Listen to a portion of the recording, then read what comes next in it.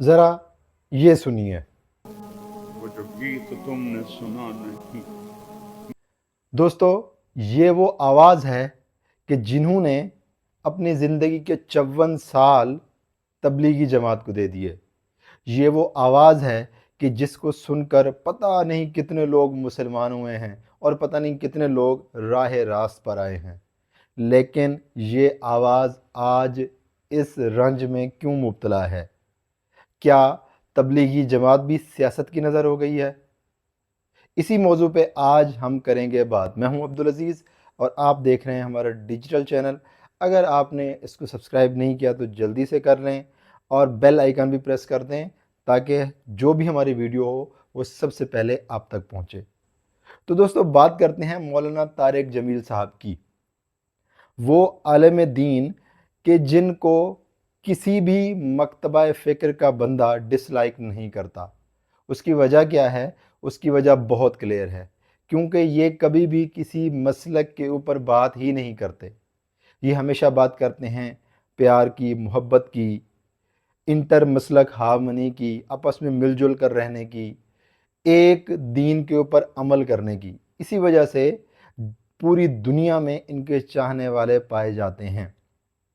दोस्तों, मेरी ये बात शायद कुछ लोगों को ठीक ना लगे कि तबलीगी जमात को जो इस कदर पहचान मिली वो शायद कहीं ना कहीं मौलाना तारिक जमील साहब की वजह से मिली।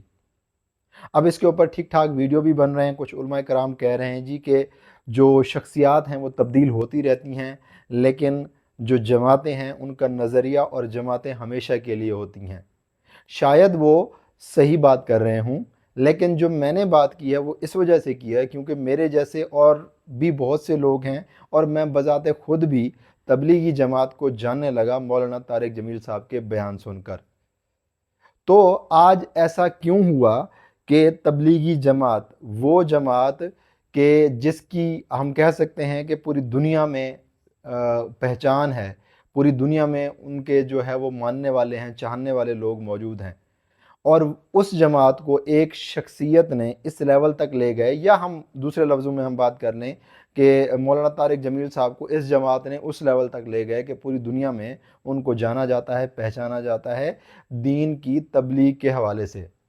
लेकिन आज उसी जमात ने मौलाना तारिक जमील साहब को बयान देने से मना कर दिया।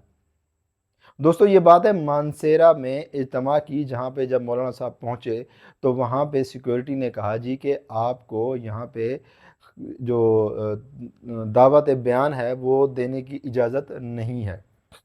अब मैंने थोड़ा सा जो है ना वो इसके ऊपर रिसर्च करने की कोशिश की, कुछ लोगों से पता करने की कोशिश की, तो पता चला कि इसके पीछे रीज़न क्या है।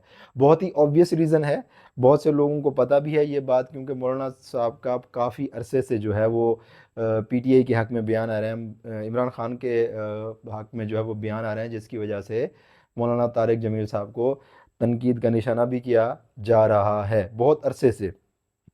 तो अब जो ये वाली बात, अच्छा वो तो बड़े अरसे से जो है वो खान साहब की हिमायत में बोल रहे हैं, लेकिन अब ऐसा क्यों हुआ कि उनको जो है वो इज्तिमा में बयान देने से मना कर दिया गया?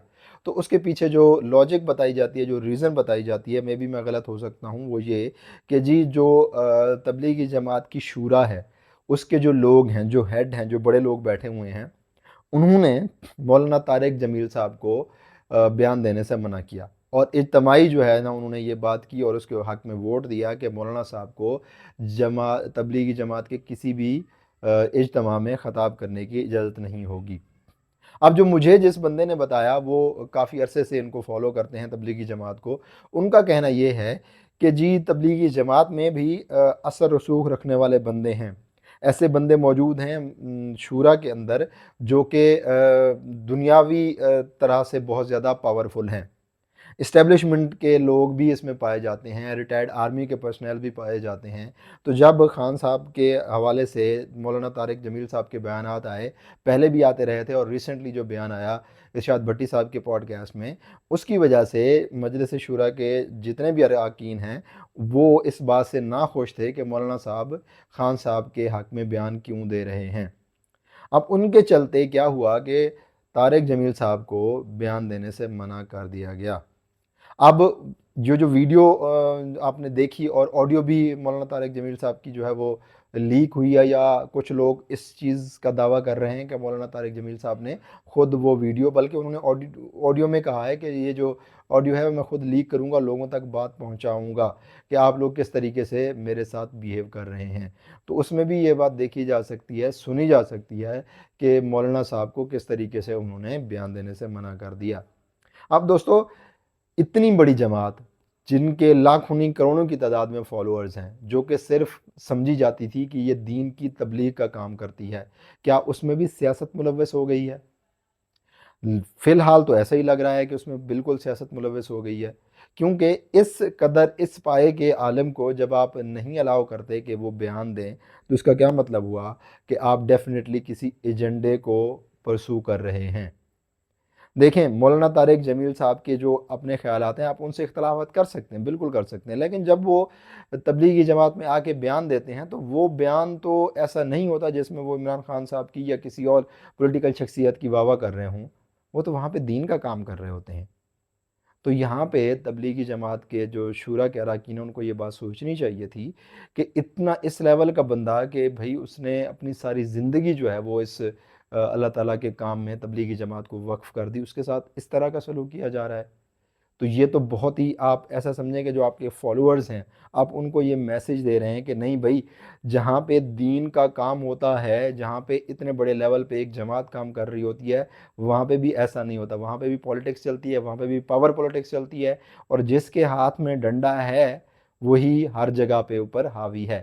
وہ بے شک پاکستان کے کسی بھی لیول پہ، کسی بھی جگہ کے اوپر آپ چلے جائیں، آپ پولیٹیکل لیول کی بات کر لیں، آپ لوگوں کی عام لوگوں کی بات کر لیں، یا پھر دینی حوالے سے بات کر لیں۔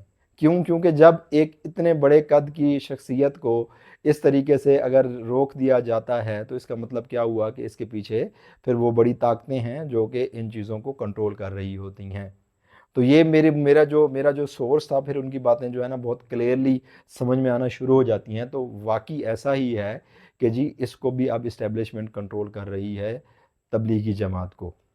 تو دوستو، آپ کو کیسا لگتا ہے یہ کمنٹ باکس میں ضرور بتائیے گا۔ یہ والی ویڈیو آپ کو کیسی لگی یہ بھی ضرور بتائیے گا، اور اپنا بہت سا خیال رکھیں، اپنے اس وطن عزیز کا بہت سا خیال رکھیں، ارد گرد کے لوگوں کا خیال رکھیں، اپنے والدین کا خیال رکھیں۔ اللہ حافظ دوستو۔